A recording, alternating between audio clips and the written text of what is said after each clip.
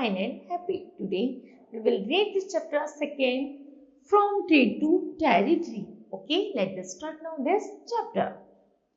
Bharat had achieved considerable success in building a thriving economy with the flourishing trade and commerce before the British arrived. जैसे जैसे अंग्रेजों का आगमन हुआ वैसे वैसे हमारे भारत की जो इकोनॉमिक कंडीशंस थी वो बहुत ज्यादा फेवरेबल थी, अर्थात बहुत ज्यादा वेल्दी थी. Okay, Bharat was rich economically and culturally.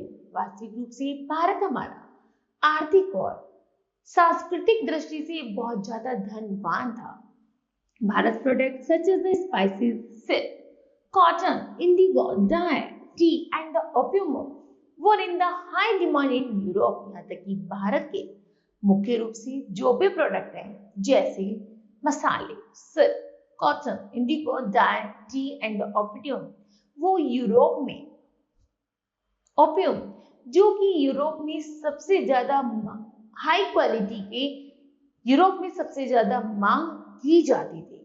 It attracted many European countries towards Bharat including the British. और जब यूरोप वासियों ने देखा कि भारत में इतनी सारी चीजों का एक साथ उत्पादन किया जाता है और बहुत अच्छी क्वालिटी का, तो वे इससे बहुत ज्यादा प्रभावित हुए और यूरोपियन भारत में प्रवेश करने लगे.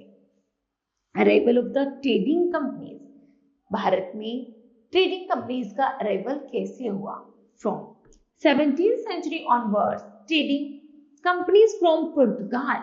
जो ट्रेडिंग कंपनियां थी वो पुर्तगाल, Holland, England, France and the Denmark से शुरू हुई थी, जो भारत का सबसे ज्यादा आधार बने थे. They established their trading centers in the different part of the country.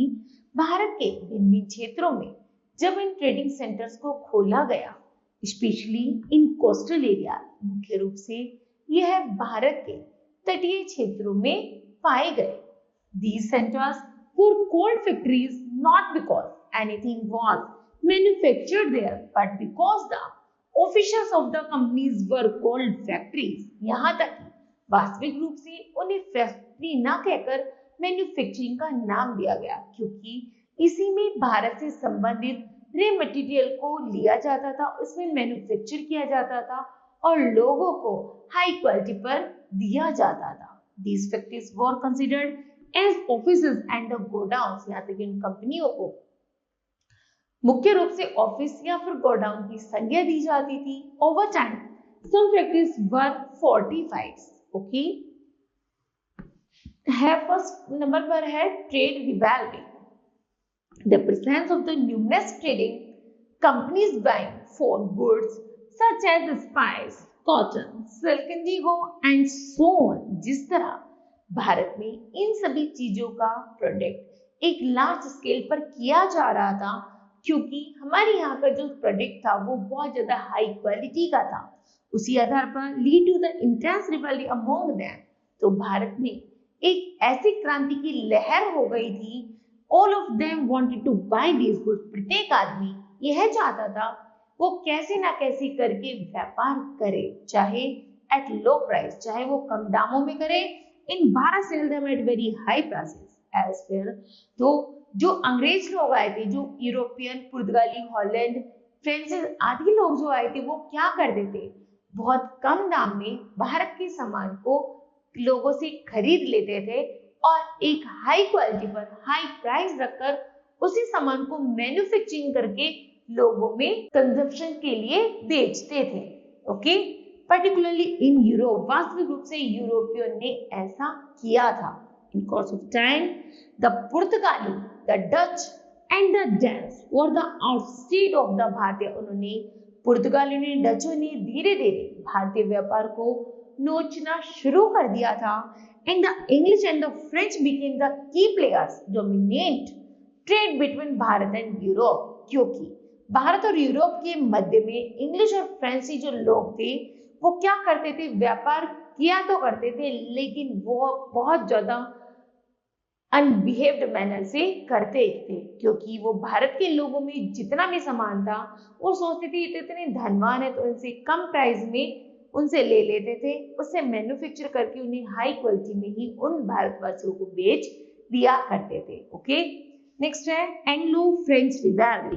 The presence of the two traditions रिवाज and a clash of the trade interest between France and England lead to the series of war। जिस तरह भारत में Anglo French रिवैल्री शुरू हुई, उसके दौरान भारत में जब एक युद्ध का माहौल क्रिएट हो गया था, तो these wars are the commonly known as the Carnatic war.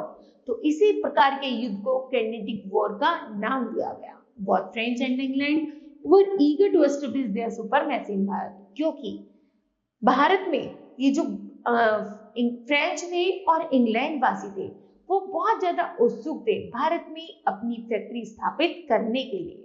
Okay, most battles were fought in the regions with the present state of the Tamil Nadu. उन्होंने वर्तमान की में तमिलनाडु क्षेत्र से बहुत सारे युद्ध भी किए और अपने शासन को जमाने के लिए उन्होंने भारत से व्यापार करने के लिए वो नई नई नीतियां अपनाते चले गए।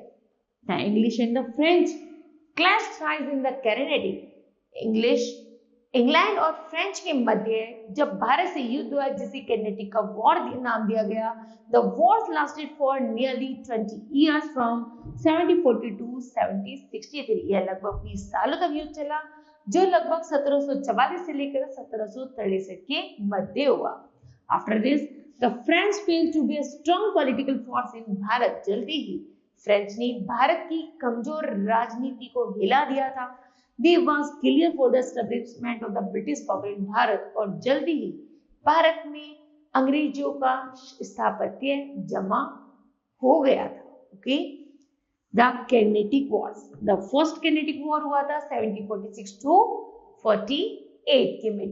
The first kinetic war 1746 to 1748 के मिड हुआ was largely in the extension of the Anglo-French rivalry in Europe and America। In Europe, the Australian Wars of the Secession broke out in the 1740।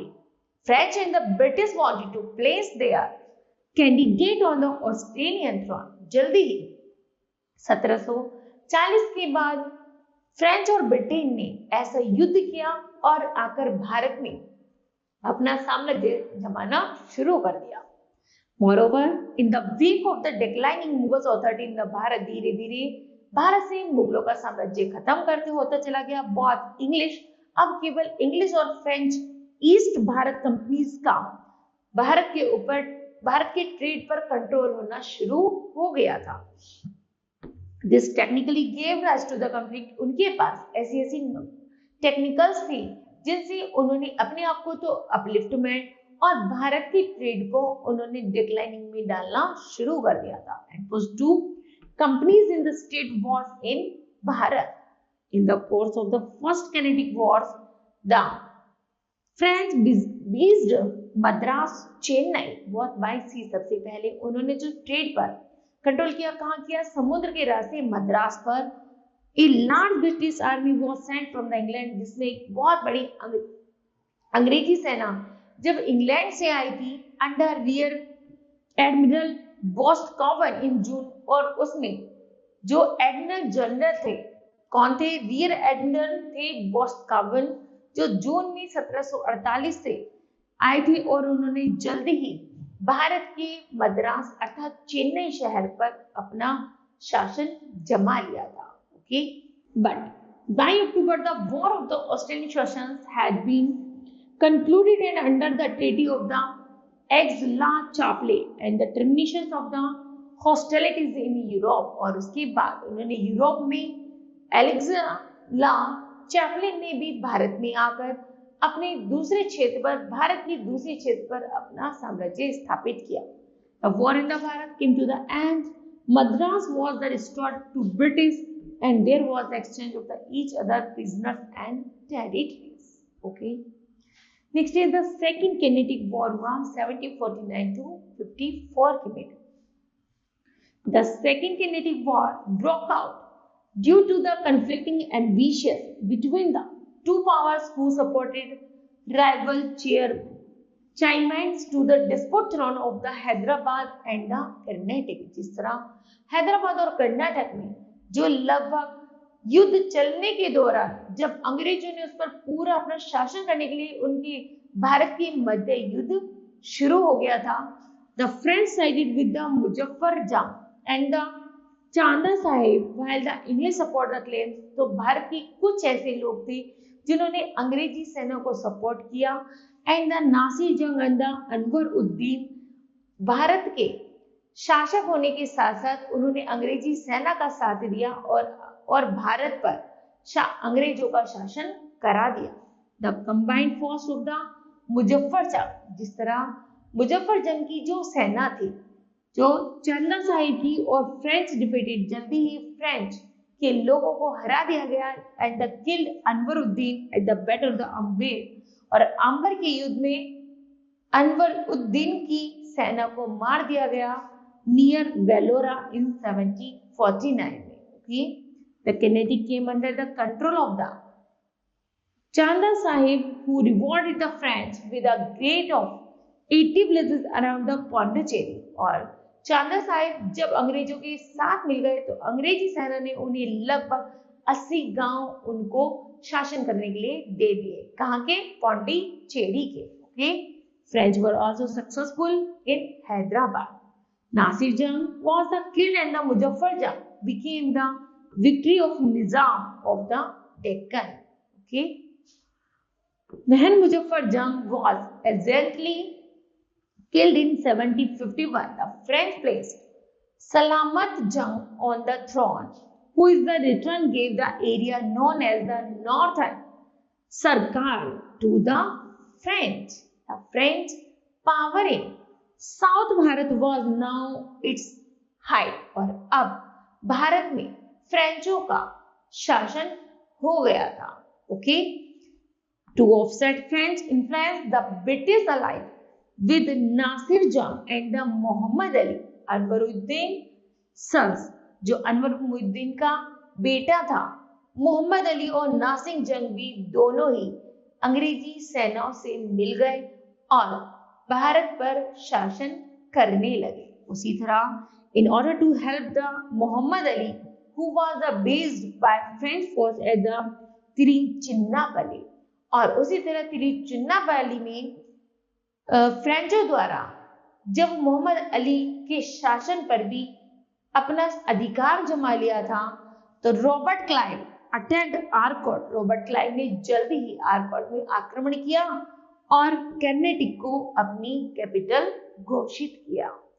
This compelled the French to try the siege of the तिरुचिन्नापल्ली and the lead to their defeat। और जल्दी ही तिरुचिरापल्ली में जल्दी जब अंग्रेजों द्वारा उनको हरा दिया गया तो चंदा Sahib was soon captured and killed। The French fortunes were at the lowest and French government entitled peace negotiation। यहाँ तक कि अंग्रेजी जो सेना थी वो ऐसी राजनीति अपनाती थी जिसमें भारतीय लोगों को उनको आपस में तोड़ देना और उन पर शासन करना सबसे अच्छा अंग्रेजों का कार्य था। By the Treaty of the Pondicherry, Puducherry, the hostiles ended for a while। The English and the French decided not to quarrel for the native princes। यहाँ तक कि जब उन्होंने जाना कि अंग्रेजों का शासन हमारे भारत में बढ़ता जा रहा है तब उन्होंने जो हमारे नेटिव प्रिंसेस थे उन्होंने आपस में मिलकर और आपस में न लड़ने की कसम ली and the take possession of the territory, और उसके प्रति कुछ जुलूस भी निकाले which were actually occupied by them before the law। और लॉ से पहले अर्थात युद्ध से पहले उन्होंने ऐसे नियम बनाए जिससे वो अगर साथ रहेंगे तो कभी भी उनके क्षेत्र पर अंग्रेजों का शासन नहीं हो सकता। द थर्ड कैनेडिक वॉर हुआ। The third kinetic war 1758 to 63 which broke out after the 7-year war started। यहाँ तक कि लगभग 7 साल चलने वाला युद्ध था 1756 इन यूरोप। जो सबसे पहले 1756 में यूरोप में हुआ था।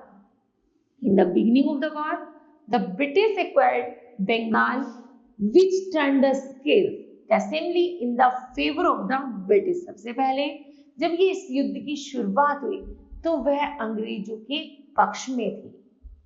The final blow was delayed in 1760 when the British General Sir Eyre Coote defeated the French army in the Battle of the Vendée Wash and took Buzzy as prisoner। यहाँ तक कि जो अंग्रेजों के जनरल थे सर आयरे कोटे, उन्होंने क्या किया, फ्रेंच रेवोल्यूशनर को अर्थात फ्रेंच क्रांतिकारियों को हरा दिया था और उन्हें बॉन्डिवॉश के युद्ध में हरा दिया था और उन्हें अपने शहर ले गए बजी में और उन्हें कैदी के रूप में रखा। By 1763, Treaty of the Parsi through the French factories were restored और फ्रेंच की जितनी भी फैक्ट्रियां थी उन पर क्या कर लिया, उन पर अपना शासन स्थापित कर लिया। They could not be fortified or even garrisoned with troops। यहाँ तक कि एक टुकड़ी पर उन्होंने अपना अधिकार कर लिया था और धीरे धीरे अपना शासन जमाते जा रहे थे।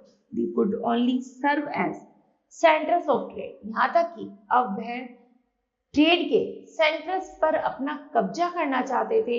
The battle of the Wandiwash ended almost a century और conflict between the British and the French. जल्दी वॉन्डी वॉश के युद्ध में अंग्रेजों और फ्रेंचों के बीच में युद्ध हुआ। फाइनल एस्टेब्लिश और जल्दी ही अंग्रेजों की सुप्रीम पावर के कारण वॉन्डी वॉश का युद्ध अंग्रेजों ने जीत लिया। Okay, causes for the failure of the French का फेल होने के क्या कारण रहे। The French had no suitable military based in Bharat में मुख्य रूप से जो फ्रेंचों को जो मिलिट्री सेना शक्ति भरपूर मात्रा में नहीं मिली। Whereas the position of the Bengal, यहाँ तक कि कुछ लोग बंगाल में पोजीशन मतलब जुलूस निकालने में besides being a source of wealth of the English और कुछ अंग्रेजों के धन के पीछे लगी हुई थी। Gave them a fund based on the operations on the mainland। यहाँ तक कि वह अंग्रेजों के विरुद्ध में ऐसे कायदे कानून में फंसी रहे जिससे उन्हें फ्रेंच को प्रॉपर वे में सेना नहीं मिली और वो युद्ध हार गए। Okay, next is the English were financially better of. यहाँ तक कि जो अंग्रेज थे वास्तविक रूप से इतने सक्षम तो नहीं थे, लेकिन उन्होंने भारत को लूट कर भारत पर शासन करके वो काफी समृद्ध और शक्तिशाली बन गए थे। They never forget that were the primarily a trading body and although the wars they did not neglect their trade। यहाँ तक कि वह ऐसा मानते थे यदि वो जहां चाहे युद्ध कर सकते हैं और जिसे चाहे उसे हरा सकते हैं। Whereas the French company suffered enormous losses in the trade। उस समय फ्रेंच के कंपनियों को बहुत गहरा नुकसान हुआ था। Okay, The naval superiority of the English was the important factor in the contest for supremacy। क्योंकि उस समय भारत में अंग्रेजों का साम्राज्य स्थापित होता चला था, क्योंकि अंग्रेज ही भारत के क्या थे, भारत के ऊपर अपना आधिपत्य जमाए हुए थे। The English company got full support from the government। यहाँ तक कि अंग्रेजी सरकार को भी, अंग्रेजी लोगों को भी सरकार की पूरी सपोर्ट थी। While the French company did not get support, लेकिन फ्रेंच कंपनी को भारत की अर्थात गवर्नमेंट, फ्रेंच कंपनी को गवर्नमेंट की कोई सपोर्ट नहीं थी, इसलिए फ्रेंच फैक्ट्रीज जो थी वो डिक्लाइन होती चली गई और इंग्लिश फैक्ट्रियों को प्रोत्साहन मिलता चला गया। नेक्स्ट है the British in Bengal. During the rule of the Aurangzeb, जब औरंगजेब का शासन काल के दौरान The East Bharat Company had sent requests to the Mughal Emperor for trade concession and started functions as the trading company। जैसे ईस्ट इंडिया कंपनी जब भारत में आई तो वह उस समय अंग्रेजों का शासन, उस समय औरंगजेब का शासनकाल था, तो उसने भारत में आकर भारत पर व्यापार करना और भारत से संबंधित सभी चीजों को खरीदना शुरू कर दिया था। After the death of Aurangzeb और औरंगजेब की मृत्यु के बाद the Mughal empire became weak. Mughal साम्राज्य जो था अब कमजोर पड़ गया था। टेकिंग एडवांटेजेस ऑफ दिस, इसी चीज का लाभ उठाकर द अंग्रेजी सेना ने अपने उस ईस्ट इंडिया कंपनी को और भी ज्यादा डेवलप्ड किया और their operations in the Bengal, और बंगाल के मुख्य सभी ट्रेडिंग एरियाज पर अपना शासन कर लिया था। द रिचेस्ट ऑफ द भारतीय प्रोविंस, उन्होंने देखा तो जो भारतीय संघ है वो बहुत ज्यादा अमीर है, उनसे भारतीयों का उन्होंने धन लूटना भी शुरू कर दिया था। In 77 they succeed in the obtaining the right to the important export goods, और उन्होंने अपने सामान को अधिक से अधिक मात्रा में आयात और निर्यात करना शुरू किया विदाउट पेइंग कस्टम्स ड्यूटी, बिना कर के, बिना किसी सीमा के कर के उन्होंने अधिक से अधिक मात्रा में एक्सपोर्ट एंड इंपोर्ट करना शुरू कर दिया। However some officials of the company were also engaged in the private trade, और उसी तरह अंग्रेजों की जो कंपनियां थी वो धीरे धीरे उच्च लेवल को पकड़ने लगी। The conscience granted was only for the company, these official also stopped paying duty on their private trade, यहाँ तक कि उन पर जब कोई एक्सेस ड्यूटी नहीं लगाई गई तो उसके कारण जो अंग्रेजों की जो कंपनियां थी वो बढ़ती चली गई, और जो भारतीय सेनाओं की जो फैक्ट्रियां थी वो धीरे धीरे खत्म होती चली गई, रिजल्टिंग इन एनॉर्मस लॉस। उन्हें सबसे गहरा, सबसे बड़ा घाटा हुआ to revenue of Bengal, Bengal में सबसे ज्यादा नुकसान हुआ, और बंगाल के जितने भी इंडियन भारतीय फैक्ट्रीज थी उनको बंद करा दिया गया। The conflict between the nawab of the Bengal, मुख्य रूप से बंगाल की ऐसी धारणा थी कि बंगाल के देशवासियों को, बंगाल के लोगों को नवाब की संज्ञा दी जाती थी, and the company intensified in the first half of the 18th century. जिस तरह 18वीं शताब्दी में अंग्रेज लोग भारत में, बंगाल में अपना शासन जमाने के लिए फैक्ट्री स्थापित की थी, Bengal at this time was ruled by Murshid Quli Khan, उस समय बंगाल में मुर्शिद कुली खान का शासक था। Surajuddin and then the Alivardi Khan, they tried to keep the official to the company in check, लेकिन उन लोगों ने बंगाल में अंग्रेजी फैक्ट्री खुलने से रोका, but Alivardi Khan led to condition which the company had to the obey, तो उसने कंपनी अंग्रेजी सेना के सामने ऐसे 2 रूल रखे, ओबे और loss its right to trade in Bengal, तभी इन्हीं 2 ऑर्डर के आधार पर तुम बंगाल में व्यापार कर सकते हो। This condition were as the follow, ये कंडीशन थी, the officials of the company engage in the private trade, यदि तुम व्यापार करना चाहते हो तो एक प्राइवेट तरीके से यहाँ पर व्यापार करोगे, कस्टम ड्यूटी और द प्राइवेट और not paying the duty will be withdrawal all together, यहाँ तक कि बिना कस्टम ड्यूटी के तुम यहाँ पर कार्य नहीं कर सकते। Second, company shall not expand it's fortification, company, अंग्रेजों को अपनी कंपनी स्थापित करने के लिए उन्होंने सारी चीजों को ओबे मतलब एक्सेप्ट कर लिया था। The company however had by this time became very strong, धीरे धीरे अंग्रेजों की जो कंपनियां थी वो और भी मजबूत होती जा रही थी after the military success against the French, क्योंकि उनकी जो सैन्य शक्ति थी वो बहुत ज्यादा मजबूत थी अपेक्षा फ्रेंच के। बहुत ही एम्पायर यूरोप एंड भारत, जल्दी यूरोप और भारत के प्रति उन्होंने युद्ध करने शुरू किए। It was feeling even more confident, क्योंकि उनके पास इतना अधिक कॉन्फिडेंस था to expand trade and the secure market, उन्होंने जल्दी ही सारे व्यापार पर अपना कब्जा जमा लिया था। And now decide to the annex territory in Bharat, और भारत को भारत के लोगों से बाहर खदेड़ना शुरू कर दिया था। Okay, matter came to the boil in the 1756 when Shahjutola became the nawab of Bengal. उस समय 1756 ईस्वी में जब अंग्रेजों का शासन होने वाला था तो बंगाल का जो नवाब था वो था शाहजूतोला।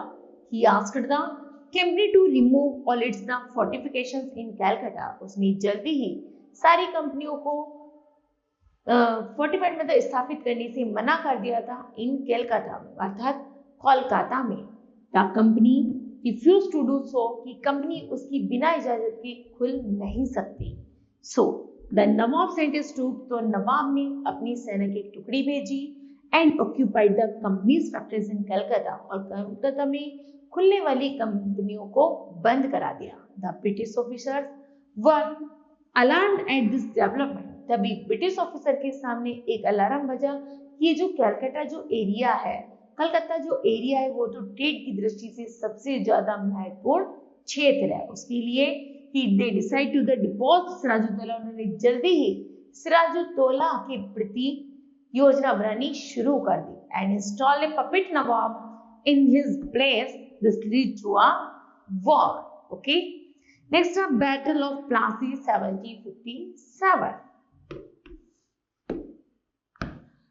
The armies of the Sirajuddaulah and the English East Bharat Company meet at Plassey on the June 23, 57। Siraj-ud-Daulah की सेना और ईस्ट इंडिया कंपनी की सेना जब सबसे पहले 1757 ईस्वी में 23 जून को प्लासी के युद्ध में मिली, the British force were lead by the Robert Clive. तो जो अंग्रेजी सेना को जो नेतृत्व कर रहा था वो कर रहे थे रॉबर्ट क्लाइव कर रहे थे। Mir Jafar the commander in the chief of the nawab, यहाँ तक कि नवाब की सेना को मीर जाफर हैंडल कर रहे थे।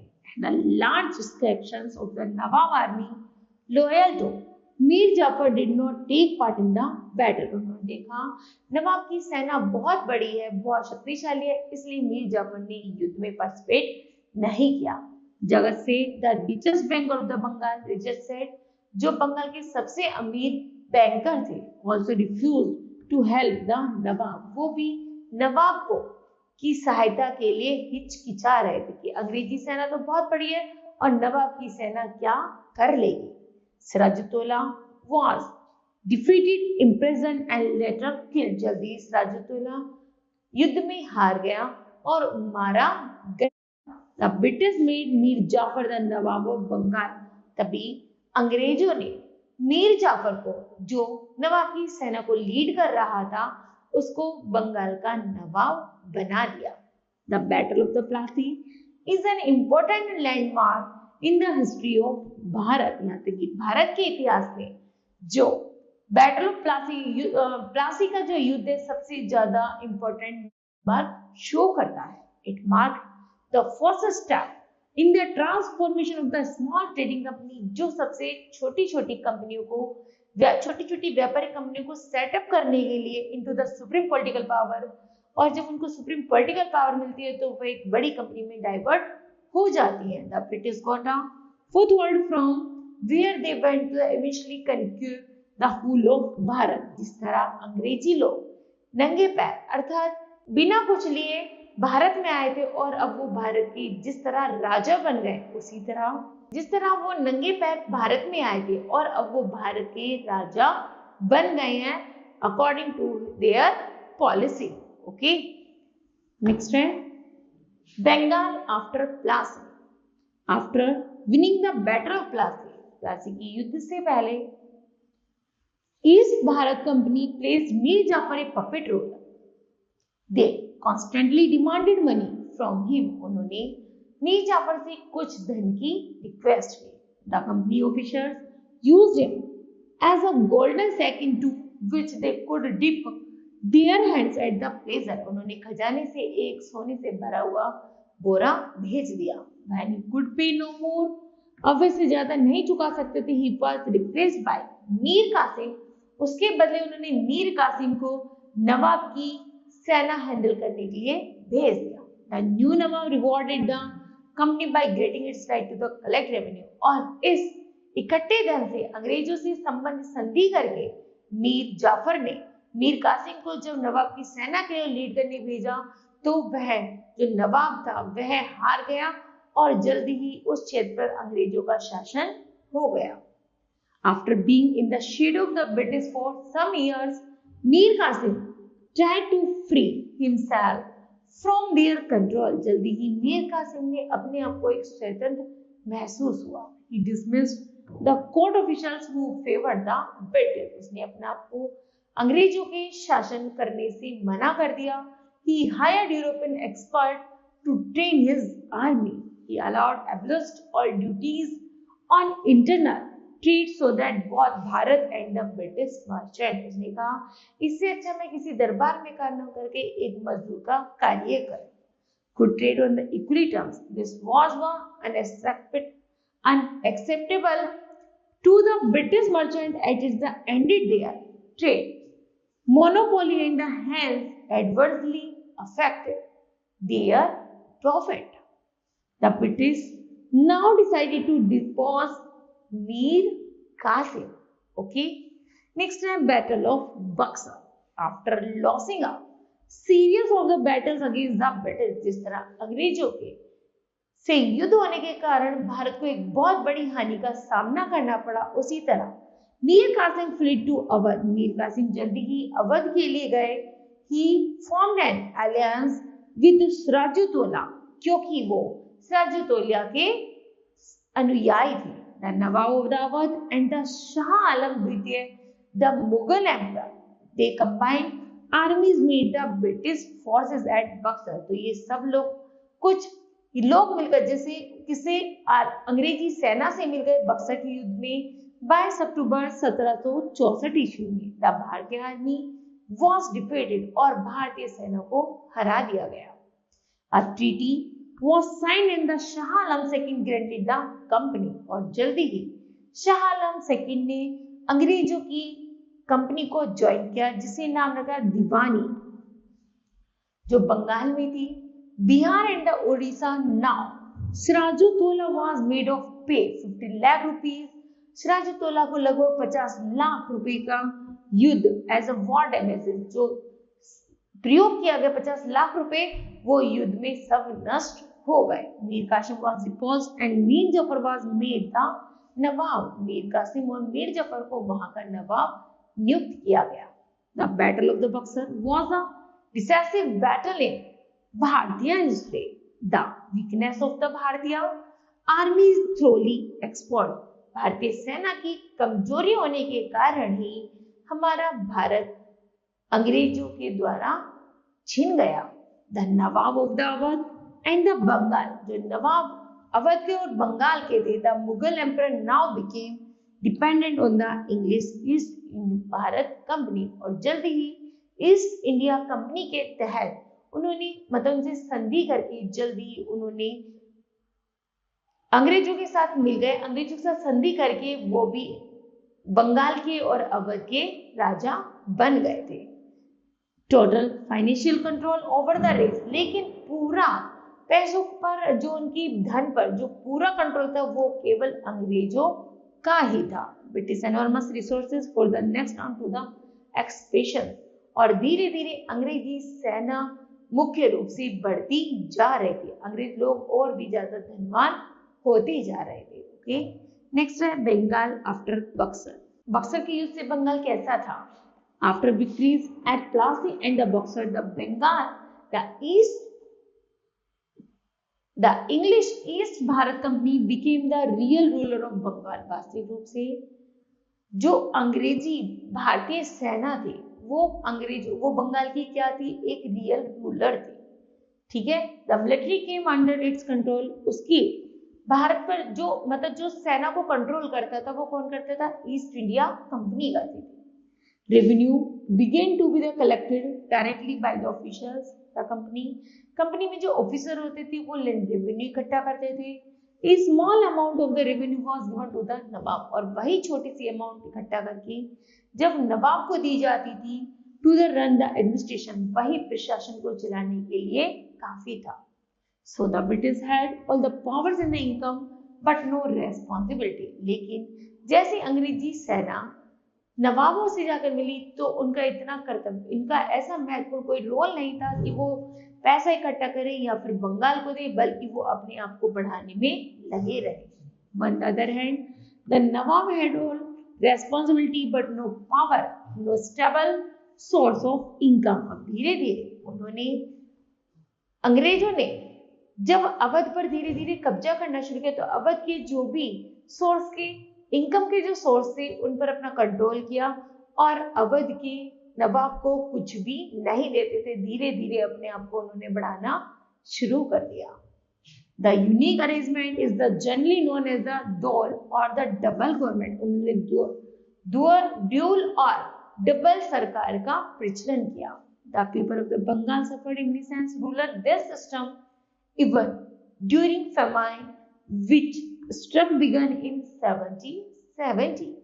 Neither the company nor the Nawab provided any relief to the people। ना तो बंगाल के नवाब को और न वहां के लोगों को आराम महसूस हुई, बल्कि उन्होंने डबल गवर्नमेंट के अंतर्गत अंग्रेजों ने अपना साम्राज्य स्थापित करने के लिए ऐसे ऐसे कायदे कानून बनाने शुरू करे, जिससे बंगाल का जो नवाब है उसको धीरे धीरे वहां से गद्दी से हटा दिया जाए। Okay, the dual system of the government in the Bengal ended. जल्दी ही दोहरी सरकार का अंत 1772 ईस्वी में हो गया। Bengal was brought under the direct control of the company, और बंगाल पे सीधा जो कब्जा होता था वो केवल वो कंपनियों द्वारा होने लगा। The new governor general Warren Hasting, और उनका नया गवर्नर जनरल बनाया गया Warren Hasting, embarked on the future expansion of the British influence in Bharat. और 1772 से लेकर 1785 तक बंगाल में अंग्रेजों का शासन हो गया। ओके, नेक्स्ट है the growth of British power in Bharat.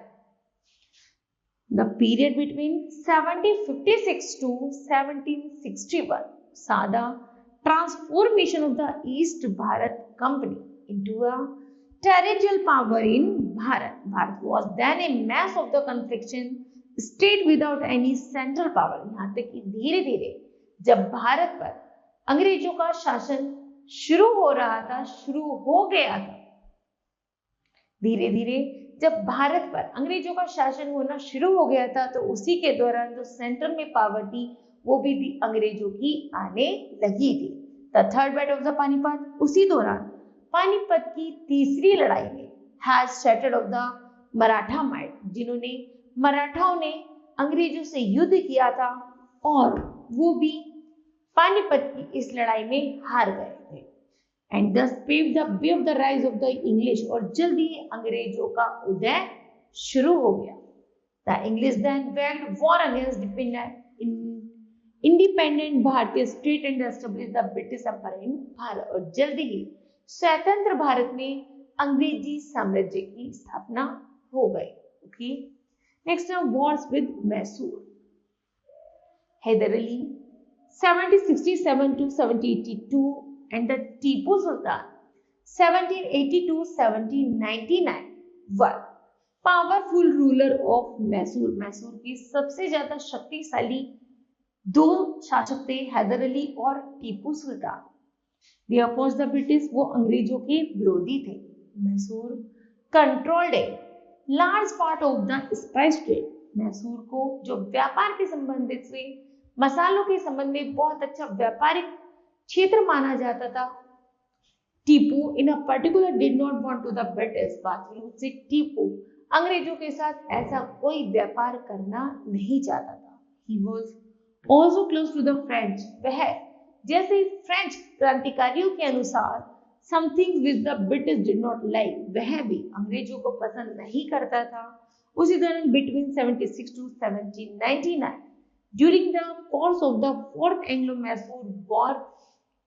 Mysore war शुरू हुआ, किसके बीच? अंग्रेजों और टीपू सुल्तान के बीच। Tipu Sultan proudly declared that, Tipu Sultan ने निर्धारित कर दिया था कि battle to die like a soldier, कि मैं युद्ध में एक अच्छे जवान सच्चे सैनिक की तरह मारा जाऊं, कोई फिक्र नहीं। And to live a miserable dependent on the influence, यहाँ तक कि तुम्हारा गुलाम होने से अच्छा है कि मैं युद्ध में एक सच्चे वीर की तरह मारा जाऊं। द लिस्ट ऑफ देयर पेंजाइन राजाज एंड द नवाब, उसने बहुत सारे राजा और नवाब को लेकर अंग्रेजों से युद्ध किया। Tipu died on the war front of 4 May 1799 while the defending his capital Srirangapatnam, और उन्होंने अपनी राजधानी श्रीरंगनापट्टनम को हरा दिया। ओके, और श्रीरंगापट्टनम किसका साम्राज्य हो गया? फिर अंग्रेजों का। ओके, नेक्स्ट है वॉर्स विद द मराठास, मराठाओं के साथ युद्ध। The Maratha had became week, Maratha भी धीरे धीरे कमजोर होते जा रहे थे। और तीसरी लड़ाई, पानीपत की तीसरी लड़ाई हुई 1761 ईस्वी में, जब पेशवा कौन थे? मराठाओं के हेड थे, है ना। The British and the Maratha, अंग्रेजों और मराठों के बीच में जब तीसरा युद्ध हुआ the third Anglo Maratha Wars 1870 to 1890 destroyed the Maratha power. तो जल्दी अंग्रेजों ने मराठा पावर को भी खत्म कर दिया। The Peshwa was exiled in north Bharat और पेशवा को पश्चिमी भारत से बाहर कर दिया। And is the territory were taken over the British और पूरे क्षेत्र पर अंग्रेजी शासन हो गया। Other Maratha chiefs were also forced to give their territories and were no longer allowed to keep an army. और अब पूरे क्षेत्र पर मराठा की सेना को, मराठा के लोगों को उस क्षेत्र में आने की कोई अनुमति नहीं थी, अर्थात उन्हें पूरी तरह से बहिष्कार कर दिया गया था और उस क्षेत्र पर अंग्रेजों ने अपना शासन जमा लिया था। ओके, नेक्स्ट है expansion under Lord Wellesley 1798 to 1805। 1798 Lord Wellesley became the Governor General. He acquired territories through the system of सूबेदारी alliance and the outright wars। जो 1798 में लॉर्ड वेलेस्ली थे वो एक वहां के गवर्नर जनरल बने और उनके पास इतना नॉलेज थी कि वो किसी भी युद्ध को आसानी से जीत सकते हैं। ओके, नेक्स्ट है subsidiary alliance. The subsidiary alliance is the basically treaty between the English British east Bharat company and the भारतीय पेंसिल स्टेट। यहाँ तक कि जो सूबेदारी प्रथम थी वो लगभग अंग्रेजों और भारतीय लोगों के बीच में थी। इट वॉज वेरी क्लेवर, वह बहुत ज्यादा चतुर था और अंग्रेजों को एडवांटेजेस से एप्रोसिएट करता रहता था for the revelry among the भारतीय रूल। भारतीय रूल शासन के अनुसार जो भी क्रांतिकारी होते थे उन्हें वहीं पर शांत करना और अंग्रेजी शासन को बढ़ावा देना उसका मुख्य कार्य था। They asked the ruler to accept the supremacy of the English British। यहाँ तक कि वह अक्सर लोगों को अंग्रेजों के शासनकाल के बारे में बताता रहता था। And signed subsidiary treated with them, और यहाँ तक कि कहता था अंग्रेज लोग ही भारत के सूबेदार हैं। In return the British promise to protect the rules from internal rebellions. यहाँ तक कि अंग्रेजी लोग वो हमेशा कहता था जो अंग्रेज हैं वो हमेशा भारत के पक्ष में ही कार्य करते हैं from attacks by the rebels, और जो क्रांतिकारी होते हैं उनके प्रति लड़ाई करते हैं। भारतीय rulers who signed the Subedari Treaty had to agree to the following conditions. He would not keep any army of his own। भारतीय लोगों के पास अपनी कोई सेना नहीं बची थी। He would keep a British army। अब उनके पास रहने के लिए अंग्रेजी सेना ही बची थी which was supposedly for the protection, जो केवल थोड़ी बहुत उनकी सुरक्षा में काम आ सकती थी। and pay for his maintenance, उनके पास इतनी धनराशि भी नहीं बची थी जिससे वो मेंटेनेंस व्यवस्था कर सके। Instead of the maintaining the British army, अंग्रेजों के पास लूट का इतना धन था कि वो किसी भी सेना को खड़ा कर सकते थे, उसी मेंटेनेंस कर सकते थे। He would to take permission from the British, यहाँ तक कि उन्हें भारत में एंट्री करने के लिए भी अंग्रेजों से परमिशन लेनी पड़ती थी। विद अनदर रूलर और declaring Wars against another kingdom, अन्य राज्यों में युद्ध लड़ाई संबंधित कार्यों के लिए भी अंग्रेजी सेना ही उनको क्या करती थी, परमिशन देती थी। Okay, a British officer called the resident would be the station at the ruler court, और अंग्रेजी सेना का जो ऑफिसर अधिकारी होता था वो भारतीयों को सजेस्ट अर्थात भारतीयों को बताता था, ऑर्डर देता था किसी भी कार्य को करने के लिए। Also no official of any other European powers would be allowed in the court. अब दरबार में कोई शक्ति नहीं बची थी जिससे स्वतंत्र होकर कार्य किया जा सके।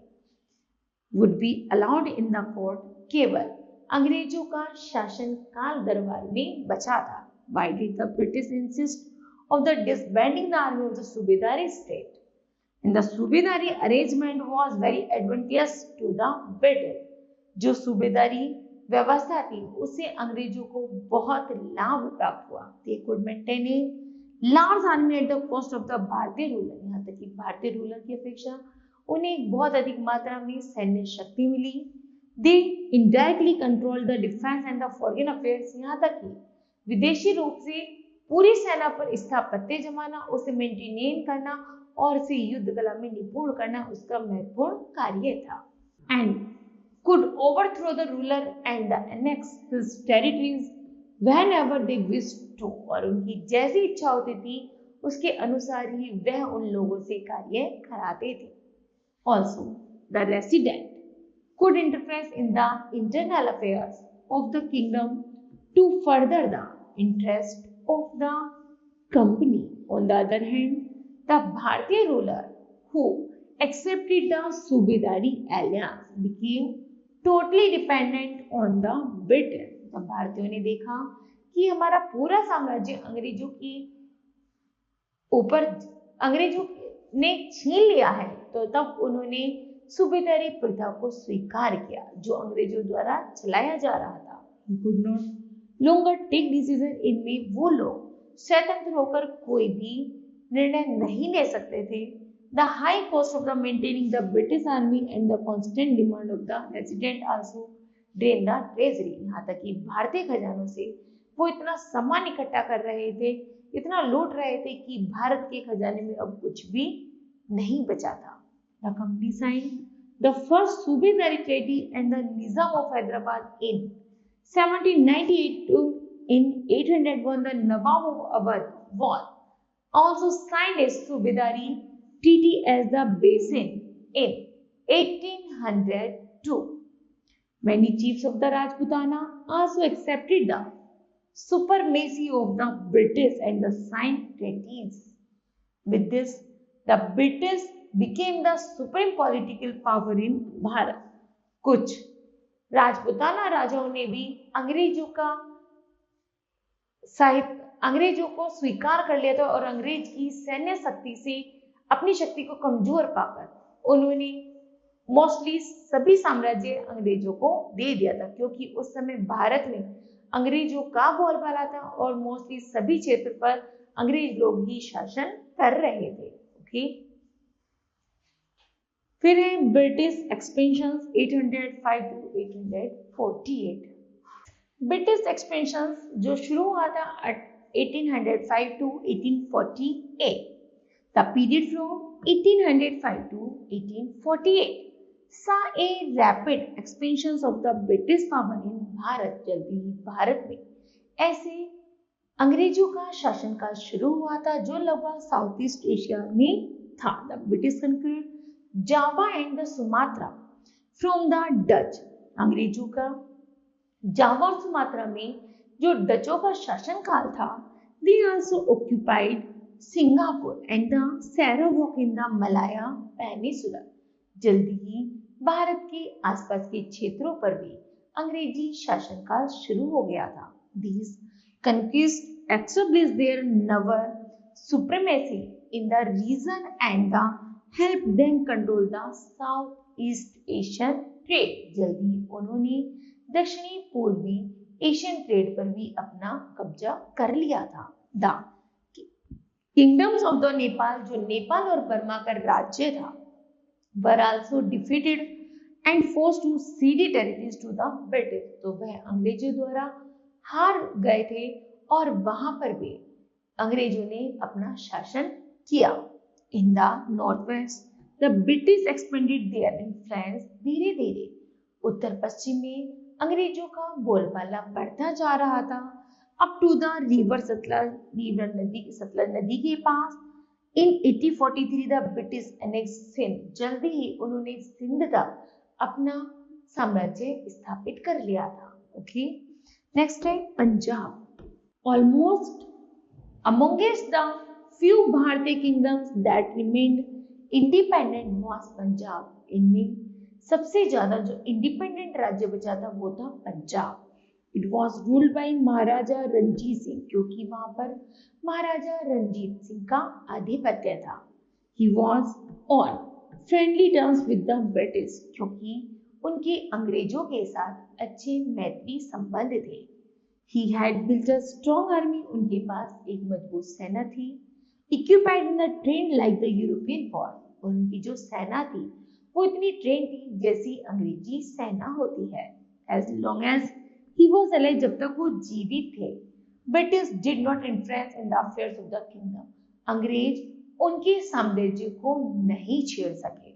After the death of Maharaja Ranjit Singh, Maharaja Ranjit Singh की मृत्यु के बाद ही सन 1839 में there was a struggle for power, तो उन्होंने उनकी सेना पर चढ़ाई कर दी। In 1843 Duleep Singh son of the Maharaja Ranjit Singh succeed to the throne और एक सफलतापूर्वक राज दरबार में बैठे। The British defeated him and annexed Punjab in 1849। तो दिलीप सिंह ने अंग्रेजी सेना के साथ लड़ाई की और एक सफल योद्धा की तरह अपने पंजाब को बचाए रखा। ओके, नेक्स्ट है expeditions under Lord Dalhousie 1848 to 1856. Lord Dalhousie took over the Governor General. Lord Dalhousie Bharat के मुख्य गवर्नर जनरल में से एक थे, क्योंकि अंग्रेजी सेना में होने के कारण ही begin the final stage of the elections. उनके ऐसे सिद्धांतों, उनके ऐसे कार्यों के आधार पर जब धीरे धीरे भारत में अंग्रेजी सेना का साम्राज्य था, तो he devised a policy called the doctrine of lapse. उन्होंने जल्दी ही तानाशाह का अंत करना शुरू कर दिया। According to it, when the ruler of the kingdom under British protection सुबेदार state died without a natural territory, उन्होंने जल्दी ही लॉर्ड डलहौजी ने अंग्रेजी से प्रोटेक्शन करने के लिए उन्होंने ऐसे बहुत सारे स्टेट में ऐसे रूल्स बनाए जिससे अंग्रेजों से उसे बचाया जा सके। Would not automatically pass to and adopted heir but would lapse, बल्कि उसे क्या करना, उसे अडॉप्ट करना और उस सिद्धांत को मानना जिससे कि हमारा भारत एक नई दिशा में बढ़ सके। That is becomes part of the British domain. वह भी अंग्रेजों का राज्य का शासन का एक मुख्य भाग था। Unless the adoptions had been earlier approved by the British, Dalhousie annexed Satara, Nagpur, Jhansi and the many other kingdoms under the doctrine of lapse. Okay, फिर है Awadh. Another pretext used by Dalhousie, जैसे कि डलहौजी की योजनाओं के अनुसार to annex treaties in the Bharat was the misgovernment। Bharat में जल्दी ही कोई भी भारतीय सरकार न रहने के कारण nawab Wajid Ali Shah of the Awadh was accused of misrule and the relatives to introduce reform. तो वह भी अवध को बचाए रखने के लिए ऐसे कार्यों में जुटे रहे। Awadh was annexed in 1856. This created a lot of unrest among the Bharat soldiers in the British army. और जो भारत की जो सेना थी वो ब्रिटिश सेना सिपाहियों से जब वो लड़ती थी, और most of the they came from the Awadh and the surrounding country side. तो भारत के जो देशवासी थे जब अंग्रेजी सेना से अवध को बचाने के लिए लड़े, दे रिवॉल्टेड अगेंस्ट द ब्रिटिश। तो वह अंग्रेजों के विरुद्ध खड़े रहे और उनसे लगातार लड़ते रहे। You will read about the strict uprising in lesson 6। जैसे इसके आगे की बारे में आप पार्ट 6 में पढ़ोगे किस तरह उन्होंने अपने आप को बचाया और अंग्रेजी सेना को धकेल दिया। ठीक है, और धीरे धीरे उन्होंने अवध से बाकी पूरे भारत पर अपना कब्जा जमाना कैसे शुरू किया। Okay kids, this chapter will be completed. I hope that you understood well. Thank you. Have a nice day.